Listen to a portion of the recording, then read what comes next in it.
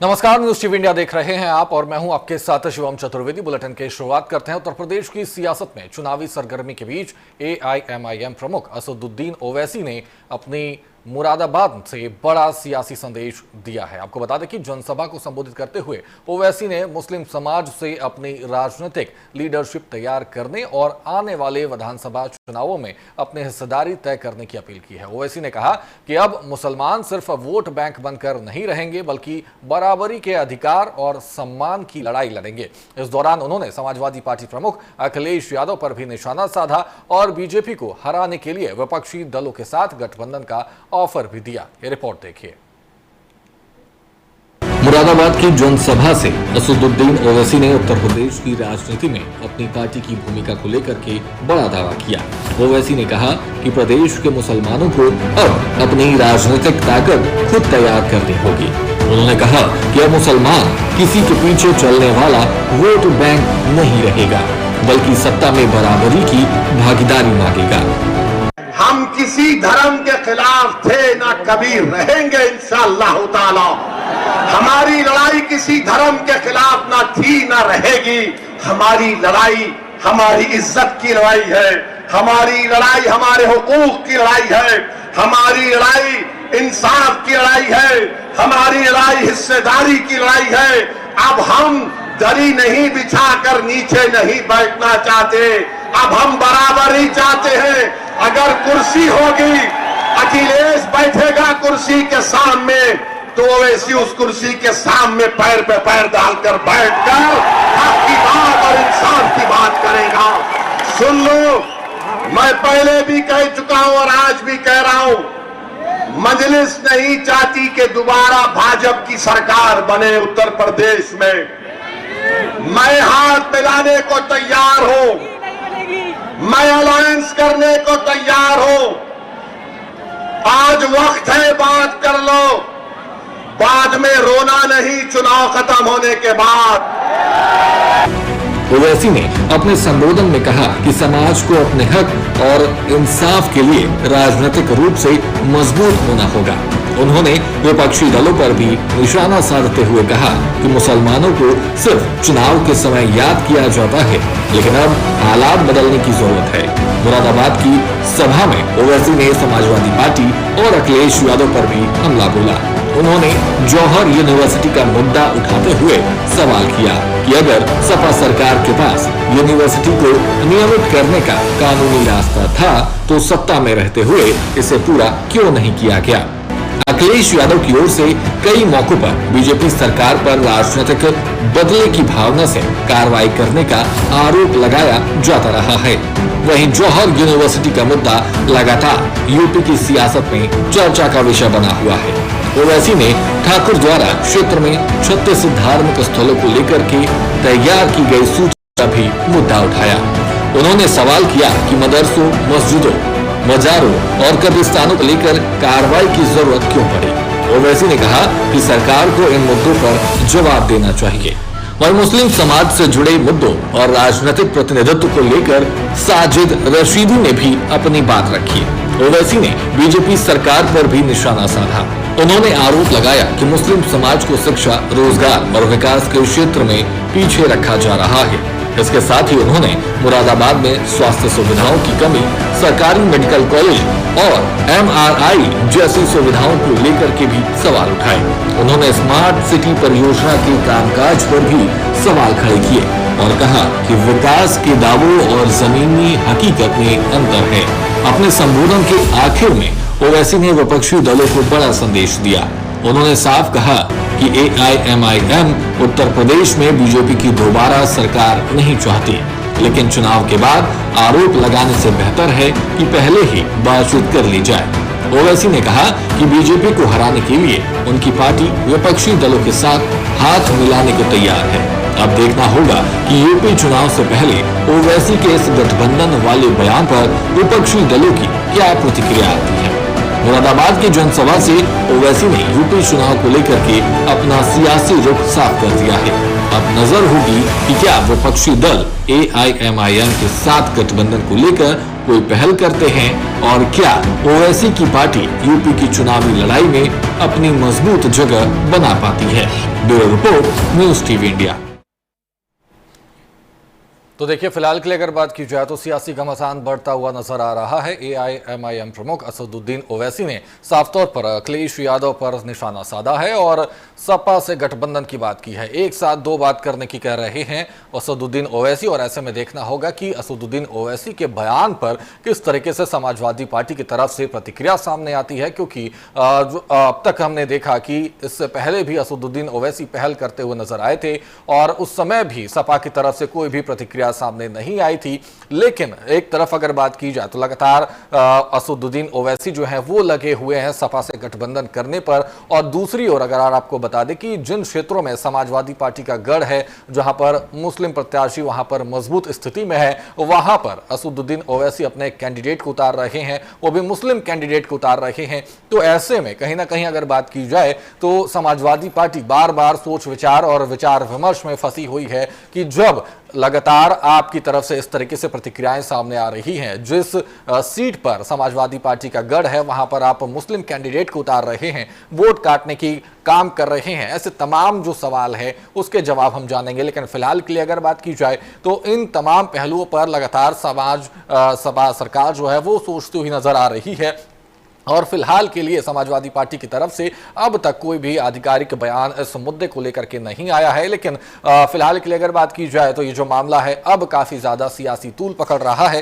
क्योंकि यहां पर AIMIM प्रमुख असदुद्दीन ओवैसी ने साफ तौर पर कह दिया है कि पछताना ना पड़े भविष्य में, पैर पर पैर रख करके बैठने की बात कर रहे हैं, अखिलेश यादव से बराबरी की बात कर रहे हैं। लेकिन एक ऐसा सवाल ये है कि आखिरकार असदुद्दीन ओवैसी और जो मुस्लिम समाज के लोग हैं उन्हें वो कौन सी इज्जत, कौन सा इंसाफ और कौन सी हिस्सेदारी अब तक नहीं मिली, इस चीज को लेकर के जो असदुद्दीन ओवैसी कह रहे हैं, आखिर इन बातों से भी पर्दा हटाना लाजमी है। लेकिन ऐसे में बात की जाए तो अब फिलहाल के लिए अगर बात करें तो इस मामले को लेकर के सियासी बयानबाजी तेज हो गई है, लगातार घमासान बढ़ रहे हैं, सियासी पारा बढ़ रहा है और समाजवादी पार्टी की तरफ से भी प्रतिक्रियाओं का आने का इंतजार किया जा रहा है। लेकिन अगर बात की जाए असदुद्दीन ओवैसी की तरफ से पहल की जो गुंजाइश है वो लगातार बढ़ती हुई नजर आ रही है। वहीं विपक्ष की तरफ से लगातार कहा जा रहा है कि असदुद्दीन ओवैसी सिर्फ वोट काटने का काम करते हैं, बीजेपी को समर्थन करते हैं, ऐसे करके तमाम जो आरोप हैं वो लगाते हुए विपक्षी दल जो है वो सामने आ रहे हैं। लेकिन उसके बावजूद समाजवादी पार्टी के प्रमुख अखिलेश यादव की तरफ से कोई भी बयान जो है असदुद्दीन ओवैसी को लेकर के सामने नहीं आ रहा है। समाजवादी पार्टी की तरफ से कहना है कि पीडीए का जो एजेंडा है, जो मुहिम है, उसको लेकर के हम चलते हुए नजर आएंगे। और यहां पर अगर बात की जाए तो कहीं ना कहीं जो सियासी पारा है वो बढ़ रहा है। एक तरफ बात की जाए असदुद्दीन ओवैसी जो है वो मुस्लिम वर्ग को साधने में लगे हुए हैं, वहीं पर कहीं ना कहीं कुछ मुस्लिम वर्ग भी ऐसे हैं जो अखिलेश यादव से भी नाराज नजर आ रहे हैं। ऐसे में ये देखना बेहद दिलचस्प होगा कि अखिलेश यादव जिस तरीके से कहा जा रहा है कि सभी वर्गों के साथ हैं, क्या इस बार 2027 विधानसभा चुनाव में मुस्लिम वर्ग का समर्थन मिलता है? क्योंकि कुछ मुस्लिम धर्म गुरुओं ने साफ तौर पर कहा है कि अखिलेश यादव जिस तरीके से मुस्लिम वर्ग की बातों को सिर्फ ट्विटर पर उठाते हैं, वैसे ही हम वोट भी ट्विटर के माध्यम से ही देंगे। तो इन तमाम तरह के जो बयान हैं वो सामने आ रहे हैं। लेकिन ऐसे में ये देखना जरूरी है कि अखिलेश यादव के बयान क्या आते हैं इस पूरे प्रतिक्रिया पे, क्योंकि असदुद्दीन ओवैसी ने तो अपना बयान दे दिया है और जो कड़े लहजे का उन्होंने इस्तेमाल किया है उससे कहीं ना कहीं अखिलेश यादव की जो प्रतिक्रिया है वो थोड़ी औचक आ सकती है। क्योंकि उन्होंने साफ तौर पर कहा कि पैर पे पैर डालकर बैठने की बात कही है और अखिलेश यादव के सामने बात कही है, और उन्होंने कहा कि जो इंसाफ है, जो इज्जत है वो उन्हें नहीं मिली है, उन मुस्लिम वर्गों को नहीं मिली है। इन तमाम बातों का उन्होंने जिक्र किया है। तो आपको बता दें कि इसी विषय पर ज्यादा चर्चा के लिए हमारे साथ मेहमान जुड़े हैं। बीजेपी नेता है हमारे साथ चंद्रशेखर पांडे, साथ ही साथ सपा नेता अदनान हमीद साहब हैं और AIMIM प्रवक्ता डॉक्टर इरशाद चौहान जुड़ रहे हैं। आपको बता दें कि फिलहाल के लिए अगर आपको बता दें कि अब जो इस मामले को लेकर के सियासी घमासान बढ़ रहा है और इन तमाम पहलुओं पर अब जो है जोर आजमाइश भी देखने को मिल रही है। 2027 विधानसभा चुनाव कई मुद्दों को लेकर के यहाँ पर जो विपक्ष है वो सत्ता पक्ष को घेरता हुआ नजर आ रहा है और सत्ता पक्ष की तरफ से भी तमाम जो दलीलें हैं वो भी पेश किए जा रहे हैं। सत्ता पक्ष की तरफ से भी कहा जा रहा है कि देखिए, हमारे साथ सभी मेहमान जुड़ गए हैं, आप सभी का बहुत बहुत स्वागत है। लेकिन मेरा पहला सवाल मोहम्मद अदनान हमीद साहब आपसे है, क्योंकि फिलहाल के लिए जिस तरीके से AIMIM प्रमुख असदुद्दीन ओवैसी ने बयान दिया है, उन्होंने कहा है कि पैर पे पैर डाल करके अखिलेश यादव से बराबरी की बात करेंगे, इज्जत की बात करेंगे और हिस्सेदारी की बात करेंगे। लेकिन वो कौन सी इज्जत है जो अब तक नहीं मिली? लेकिन जिस तरीके से उन्होंने लहजा इस्तेमाल किया है कि बाद में उनको पछतावा न करना पड़े, क्या समाजवादी पार्टी 2027 विधानसभा चुनाव में AIMIM के साथ जाएगी या फिर अकेले लड़ेगी? अगर अकेले लड़ेगी तो समाजवादी पार्टी का क्या स्टैंड रहने वाला है?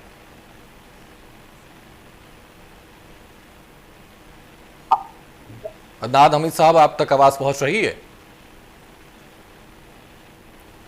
अदनान हमीद साहब, देखिए, फिलहाल के लिए अगर बात की जाए तो तकनीकी कारण की वजह से यहां पर अदनान हमीद साहब के पास आवाज़ नहीं पहुंच पा रही है। लेकिन डॉक्टर इरशाद चौहान, आपके पास सर आना चाहूँगा कि फिलहाल के लिए अगर बात की जाए तो उन्होंने जिस लहजे का इस्तेमाल किया है समाजवादी पार्टी को लेकर के, एक तरफ आप गठबंधन की बात करते हैं कि विपक्षी दलों के साथ होकर के बीजेपी को हराना है, बीजेपी को हराने की बात उठी, लेकिन आप कह तो दिए, लेकिन जिस लहजे में पछतावे की बात कह रहे हैं और हिस्सेदारी की बात कर रहे हैं, एक तरफ आप आरोप भी लगा रहे हैं और आपका हमें साथ भी चाहिए, ये किस तरीके से उनके बयान को आप देख रहे हैं? देखिए सर, सबसे पहले सभी देशवासियों को आदाब करना चाहूंगा। शिवम चतुर्वेदी सर, मैं आपको बता दूं कि बीजेपी जिस प्रकार से कहीं पे निगाहें, कहीं पे निशाना चल रहा है कि निगाहें जो रखी जाती हैं कि मस्जिद और मदरसों पर, और निशाना साधा जा रहा है जो है वहां राम मंदिर में 200 करोड़ की चंदा चोरी हो गया, और ये चोरी जो है जो करवा रहे हैं, तो इसका मतलब बीजेपी को कहीं ना कहीं अल्पसंख्यक और बहुसंख्यक दोनों के लिए बीजेपी जो है इस तरह नुकसान दे रही है। ऐसा ही नहीं है कि केवल मस्जिदों को और मदरसों को ही टारगेट किया जा रहा है, मंदिरों में भी चोरी की जा रही है। तो बीजेपी का, और कहीं ना कहीं ये भी लग रहा है कि बीजेपी संविधान विरोधी जो गतिविधि कर रही है, कि बीजेपी के अंदर जो है जिस प्रकार से अल्पसंख्यकों के लिए, माइनॉरिटीज के लिए उनके मस्जिदों पर अटैक किया जा रहा है या उनके मदरसों पर अटैक किया जा रहा है। और देखिए, बीजेपी के राज में ही ऐसी मॉब लिंचिंग हुई कि अखलाक को गौवंश के केवल गौवंश के शक पे जो है अखलाक को मार दिया गया, जुनैद को, नासिर को जिंदा जला दिया गया, और पहलू खान, दानिश, बहुत सारे लोगों को मॉब लिंचिंग के नाम पे मारा गया। इन सभी कंडीशंस को देखते हुए हमने कहा कि अगर ये सेकुलर पार्टी है, सो कॉल्ड सेकुलर पार्टी जो है समाजवादी, या जिस प्रकार से आपने बिहार में देखा, हमने पहले गठबंधन के लिए कहा, लेकिन जब उन्होंने गठबंधन नहीं किया तो फिर तो हम लड़ेंगे, इधर तो चुनाव, राजनीतिक पार्टी तो चुनाव लड़ेगी। अब हम इनको स्पष्ट करना चाहते हैं कि अगर बीजेपी को तीसरी बात ना आए, इसके आधार पर हम आपके साथ गठबंधन को तैयार है। समाजवादी पार्टी के साथ में हम गठबंधन को तैयार है, और समाजवादी पार्टी से ये अनुरोध करते हैं कि जिस प्रकार से जो देश के मुद्दे हैं, जैसे कि देश के अंदर CBSE का मुद्दा है, बीजेपी नाकाम रही इसमें, नीट के मुद्दे में नाकाम रही, T20 के मुद्दे में, बेरोजगारी के मुद्दे में, जीडीपी जब 2014 से पहले जब बीजेपी आई थी देश में, उस समय जीडीपी जो है 8 से 9% थी, और आज जीडीपी जो है 7% है, 7.7%। किसानों की आय को दुगनी करने की बात की गई थी, किसानों को जो है लगातार यहाँ किसान धरने में बैठे रहे, लेकिन किसानों के लिए कोई भी तीनों कानून और ले आए, 3 काले कानूनों को 1.5 साल बैठने के बाद वापस लिए, भ्रष्टाचार खत्म करके 15-15 लाख रुपए प्रत्येक व्यक्ति के खाते में डालने की बात कही गई, वो भी जो है नहीं लाए। शिक्षा के क्षेत्र में अभी आपने देखा जैन जी ने कितना बड़ा जो है जैन जी ने अभी आंदोलन किया, फिर उसके बाद धर्मेंद्र प्रधान को जो है इस्तीफा देना पड़ा। स्वास्थ्य के क्षेत्र में भी नाकामयाबी है, नोटबंदी लगातार उस प्रकार का स्टेप रहा कि नोटबंदी से लोग लाइन में लगे रहे, अभी SIR के मुद्दे में लाइन में लगे हुए हैं लोग, GST के मुद्दे में, मेक इन इंडिया के मुद्दे में, बहुत सारे मुद्दों पे जो है बीजेपी ने जिस प्रकार से देश में घमासान मचा रखा है, तो बीजेपी से रोकने के लिए हम समाजवादी से हमने कहा कि ठीक है, हम आपके साथ गठबंधन को तैयार बिल्कुल हैं। इरशाद जी, बिल्कुल इरशाद जी, आपने जिस तरीके से कहा है कि आप समाजवादी पार्टी के साथ हैं, हमारे साथ अदनान हमीद साहब भी है। अदनान हमीद साहब, देखिए यहाँ पर इरशाद जी ने कहा है कि AIMIM सपा समाजवादी पार्टी के साथ है, लेकिन दो आपको वाक्य बताना चाहूंगा। पहला वाक्य ये कि अखिलेश यादव को लेकर के जिस तरीके से उन्होंने बयान दिया कि पैर पे पैर रख करके वो हिस्सेदारी की बात कर रहे हैं। दूसरी चीज आपको बता दें कि जिस जगह पर समाजवादी पार्टी का गढ़ है, जहां पर मुस्लिम वर्ग काफी ज्यादा बहुमत में है, काफी ज्यादा मजबूत स्थिति में है, वहां पर यूपी में AIMIM के असदुद्दीन ओवैसी ने अपना कैंडिडेट उतारा है, वो भी मुस्लिम वर्ग का। आखिर ये वोट काटने की राजनीति नहीं है तो क्या है? और आप अगर सम्मिलित की बात करते हैं, समन्वय की बात करते हैं, एक साथ गठबंधन की बात करते हैं, तो ये कैसे गठबंधन देखने को मिल रहा है? देखिए, मैं सिर्फ इतना कहना चाहूंगा सबसे पहले तो कि असदुद्दीन ओवैसी जी को अपनी पार्टी का नाम चेंज करना चाहिए। अगर वो सबके साथ की बात करते हैं और साथ देने की बात करते हैं तो सबसे पहले इत्तेहादुल मुस्लिमीन जिस तरीके से उनकी पार्टी का नाम है, उनको सबसे पहले अपनी पार्टी का नाम चेंज करना चाहिए। तब वो हिस्सेदारी की बात करें, तब वो सबको साथ लेकर चलने की बात करें। देखिए, बात करेंगे हमारे हिंदुस्तान की गंगा जमनी तहजीब ये पूरी दुनिया जानती है, और हिंदुस्तान के अंदर सभी वर्ग के लोग एकजुट होकर तानाशाह सरकार को, जो कि अभी वर्तमान में जिस तरीके से सरकार तानाशाही कर रही है, इस तानाशाह सरकार को जवाब देने का काम करते हैं। जैसे कि अभी जैनदीप ने जिस तरीके से अभी इतना बड़ा प्रदर्शन किया और इस तानाशाह सरकार के इसके घमंड को चूर चूर करने का काम किया, तो हमारी समाजवादी पार्टी सभी वर्ग के लोगों को, दलित, पिछड़े, मुसलमान, आदिवासी सभी को साथ लेकर चलने वाली पार्टी है, जिसका नाम समाजवादी पार्टी है। तो असदुद्दीन ओवैसी अगर ये कह रहे हैं कि हमें हिस्सेदारी चाहिए या हम अकेला हिस्सा नहीं लेने देंगे, तो भाई आप किस बेस पे हिस्सेदारी मांग रहे हैं? आप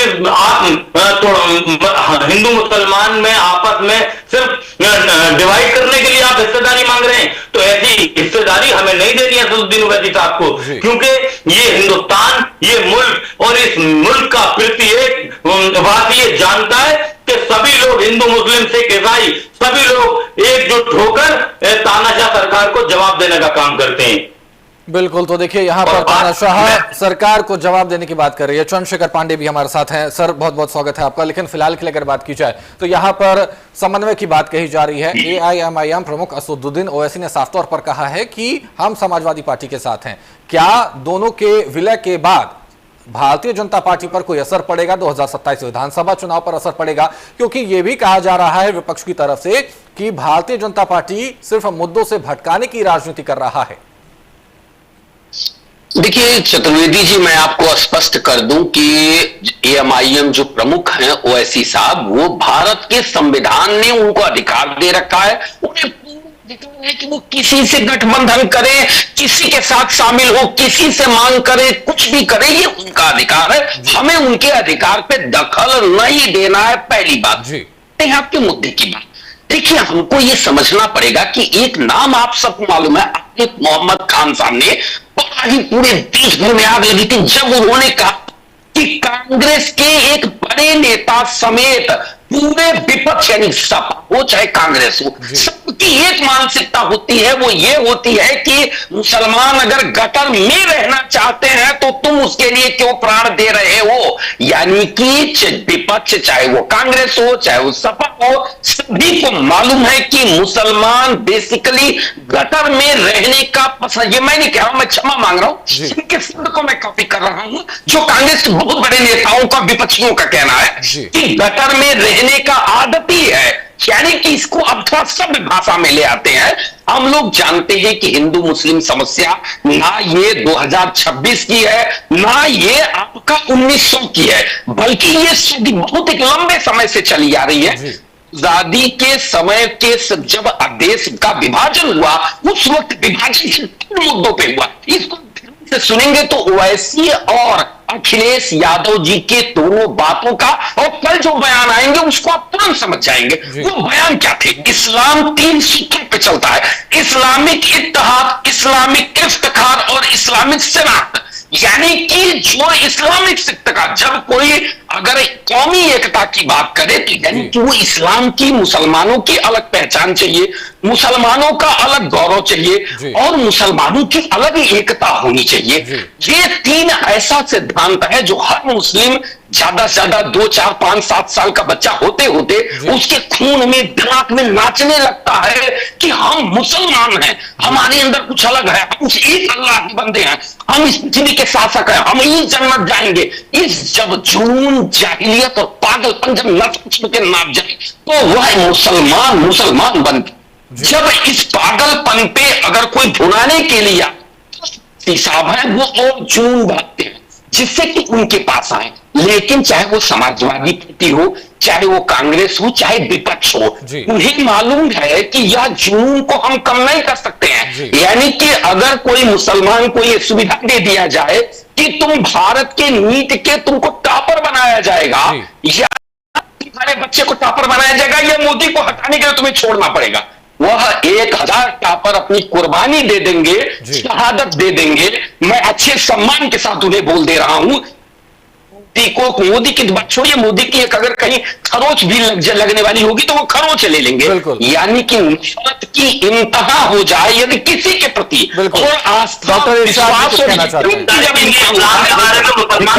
इरशाद जी क्या कुछ कहेंगे? ईमानदारी नहीं है अभी। डॉक्टर इरशाद जी अदनान हमीद साहब आपके पास आऊंगा। बिल्कुल अदनान हमीद साहब आपके पास आऊंगा। इस्लाम को नहीं जानते हुए इसलिए मुझे कर लेने दीजिए। अदनान हमीद साहब एक बार उनकी बात पूरी करें। डॉक्टर चंद्रशेखर पांडे जी, मेरे भाई जिस प्रकार से मुसलमानों के बारे में वक्तव्य कर रहे हैं, इनको बिल्कुल 0% ज्ञान है, इन्हें मुसलमानों का ABCD भी नहीं पता, क्योंकि ये एक ऐसी पार्टी से आते हैं कि ये सिर्फ हिंदू मुसलमान करके लोगों को बात करके और राज करने का काम किया है इनकी पार्टी ने। जो अंग्रेजों ने 200 साल हुकूमत करी थी, जिस प्रकार से हिंदू मुसलमान करके लोगों को आपस में बात करके अंग्रेजों ने 200 साल हुकूमत करी, आप उसी पार्टी की मानसिकता आप इस प्रकार की मानसिकता रखते हैं कि आप मुसलमानों को जिस प्रकार से मुसलमानों की करते हो, देखिए फिलहाल की अगर बात करें, तो गौवंश के नाम पर मारा है, लोगों की हत्याएं करी हैं, जिस प्रकार से आज आपको जैन जी ने दिखा दिया कि आपका अन्याय आरोप नहीं सहेगा। देखिए अदनान हमीद साहब आपको बताना चाहूंगा। देखिए अदनान हमीद साहब ने कहा है कि हम सभा के साथ गठबंधन में तैयार है, क्योंकि आप ये अन्याय जो है देश का हर व्यक्ति जान चुका है। डॉक्टर इरशाद जी आप गठबंधन के लिए तैयार हैं, लेकिन समाजवादी पार्टी की तरफ से बयान नहीं आया है। और दूसरी चीज आपको बता दें कि देखिए मेरी बात सुनिए, देखिए समाजवादी पार्टी की तरफ से ही आरोप लगते हैं कि AIMIM बी टीम है बीजेपी की, और आप यहां बैठ करके बीजेपी के ही बयान दे रहे हैं। देखिए समाजवादी पार्टी की तरफ से ही बयान आता है कि बी टीम है AIMIM। सर मेरी बात दोबारा समझिए, हमने बीजेपी से हमें कोई मतलब नहीं है जी। हम एक राजनीतिक पार्टी है, चुनाव तो हमें भी अधिकार है लड़ने का। जिस प्रकार से अभी सपा के प्रवक्ता कह रहे थे कि केवल ओवैसी साहब जो है अपनी पार्टी का नाम बदलें, बहुजन समाज पार्टी जो है मायावती की पार्टी थी, लेकिन क्या बहुजन समाज पार्टी जो है बहुजनों की बात करी? बहुजन समाज पार्टी ने जब सत्ता में रही उसने सभी का कार्य किया, सेकुलर पार्टी के रूप में कार्य किया। वैसे ही हमारी पार्टी का नाम मुस्लिमों के लिए मुस्लिम जरूर लिखा हुआ पार्टी में, लेकिन हम सेकुलर रूप से कार्य करेंगे और सभी के हमने हमेशा आवाज उठाई है। हमने दलितों की भी आवाज उठाई है, हमने ब्राह्मणों की भी आवाज उठाई है, हमने हमेशा इंसाफ की आवाज उठाई है। जिसके ऊपर भी जुल्म हुआ है हमने उस जुल्म के खिलाफ आवाज उठाई है। भाजपा लगातार जुल्म कर रही है, हमने हमेशा भाजपा के लिए ये आवाज उठाई है कि भाजपा ने 200 करोड़ रुपए चंदा चोरी करने का, कहीं पे निगाहें कहीं पे निशाना, यहाँ पे निगाहें रखी जौहर यूनिवर्सिटी पे कि वहां का निशाना हटाने के लिए वहां पे जो चंदा चोरी का मामला लोग भूल जाएंगे, इसलिए जो जौहर यूनिवर्सिटी पे निशाना साधना शुरू कर दिया गया है। देखिए ये भाजपा का षड्यंत्र जो है हम समझते हैं कि भाजपा के अंदर जिस प्रकार से भाजपा ने भ्रष्टाचार को खत्म करने के लिए ये कहा था कि हम जो है 15-15 लाख रुपए प्रत्येक अकाउंट में देंगे, लेकिन भाजपा ने भ्रष्टाचार तो खत्म नहीं किया, भाजपा खुद भ्रष्टाचारी पार्टी बन गई। और भाजपा को रोकने के लिए हम ये भी कहने को तैयार है कि अगर सपा के साथ गठबंधन को हम तैयार हैं और हम इस बात को बार बार कह रहे हैं कि जिस प्रकार से जैन जी ने शिक्षा के क्षेत्र में देखिए इरशाद जी, डॉक्टर इरशाद जी, देखिए आप कह रहे हैं कि आप समाजवादी पार्टी के साथ गठबंधन के लिए तैयार है, लेकिन अखिलेश यादव की तरफ से इस पर कोई बयान नहीं आया। इस पर जब पत्रकारों ने उनसे सवाल पूछा तो इस सवाल से बचते हुए नजर आए। अदनान हमीद साहब, आपके पास आना चाहूंगा, आपका स्टैंड क्या है, समाजवादी पार्टी का स्टैंड क्या है? क्या AIMIM के साथ 2027 विधानसभा चुनाव में गठबंधन के साथ उतरेगी, और अगर आप उसका समर्थन करते हैं तो क्यों? देखिए, मैं तो एक छोटा सा कार्यकर्ता हूं, ये एक बहुत बड़ा फैसला है जी। और ये फैसला हमारे माननीय राष्ट्रीय अध्यक्ष जी लेंगे जी। और हमारी पार्टी इस पर विचार करके क्या है क्या नहीं है वो इनको बता दिया जाएगा। ये एक अलग विषय हो गया। विषय आप यहाँ पर आप इस बात को देखिए कि किस तरीके से आप जानते क्या है मुसलमानों के बारे में या इस्लाम के बारे में या दीन के बारे में, आप कुछ नहीं जानते हैं। देखिए, डिबेट पे बैठने से पहले आप अगर किसी भी विषय पर डिबेट है तो आप उसके ऊपर स्टडी करके बैठिए कम से कम। लेकिन इस तरीके से अगर मैंने कुरान को 3 उनकी भी बात सुनने क्या कह रहे हैं? आरएसएस के द्वारा जिस प्रकार से प्रोपेगेंडा फैलाया जाता है मुसलमानों के खिलाफ, ये सभी प्रोपेगेंडे बनाए हुए प्रोपेगेंडे होते हैं। चंद्रशेखर जी, और क्या कुछ कहेंगे? एक बार बयान लेते हैं। चौहान साहब, तो इसी बात को कह दीजिए कि मैं झूठ कह रहा हूं कि आपको इस्लाम के होने का गर्व नहीं है। आप इस्लाम में देखिए, फिलहाल के लिए आपको बता दें कि ये धर्म की राजनीति को लेकर के, धर्म का डिबेट न होकर के ये समाजवादी पार्टी क्या AIMIM के साथ गठबंधन करेगी, इस चीज को लेकर के था। लेकिन फिलहाल के लिए जिस तरीके से यहां पर गतिरोध देखने को मिल रहा है उसको लेकर के अब बयानबाजी काफी ज्यादा बढ़ी है। बहुत बहुत शुक्रिया आप सभी मेहमानों का इस खास चर्चा में जुड़ने के लिए। लेकिन अब ये देखना होगा कि क्या AIMIM का साथ समाजवादी पार्टी देती है या नहीं, क्योंकि जिस तरीके से असदुद्दीन ओवैसी का बयान आ रहा है वो काफी ज्यादा औचक है, और क्या कुछ निष्कर्ष निकलता है उनके बयान का। फिलहाल के लिए इस बुलेटिन में इतना ही। आप बने रहिए न्यूज़ टीवी।